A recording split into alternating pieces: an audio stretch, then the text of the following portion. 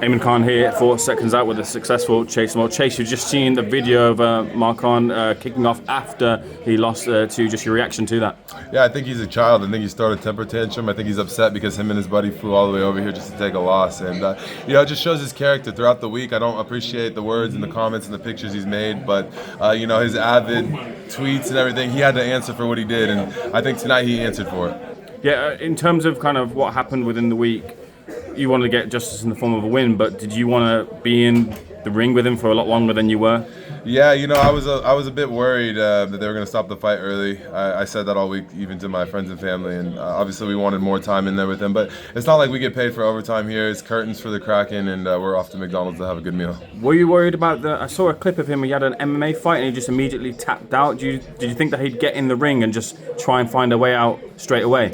I was surprised to see him in the ring, but they say when you look a man into his eyes, you can tell exactly what he was there for. So when we did the face-off for the first time in the ring just there, I could see in his eyes he was terrified. And, it wasn't so much that I was locked in there with him, but he was locked in there with me, and only one person was walking out of that. Isn't that a line from... it's that comic book film. Yeah, I can't remember what it's called. It'll come to me at the end.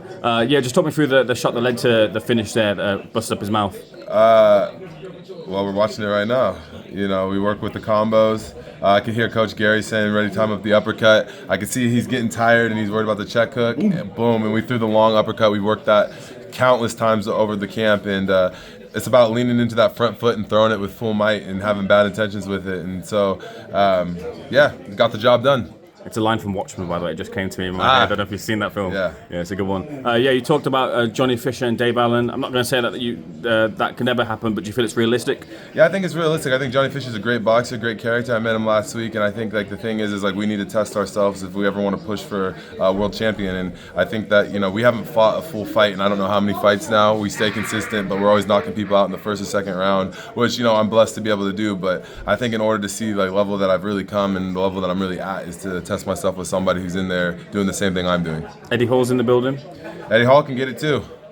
And just finally, look at the whole egg incident. How do you feel after the back, the kind of end of the fight week? Do you still feel as aggrieved as you were in the aftermath of it? It was never about, I never had a doubt in my mind that I was going to lose. I ask anybody around, I was excited to get in the ring and get to punch that kid's face in. But I think, this fight was not just for me. It wasn't so much the egg as it was the racial slurs and the comments. And, believe it or not, there's a lot of people that have come to me on the side and said, please break his nose, please get rid of him. We don't stand for this. There's a lot of people offended by it. And fortunately, I got to be the one to go in there and save the day. So, yeah, cheers to them. Cheers to everybody. I don't support that. And I'm glad that he's done and over with. Did you buy his apology or his statement on it?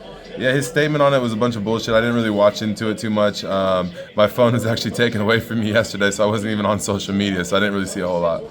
Fair enough, Chase. Well, congratulations on the win. Thanks for being to check it out. Yeah, cheers, Vic. Well done, man.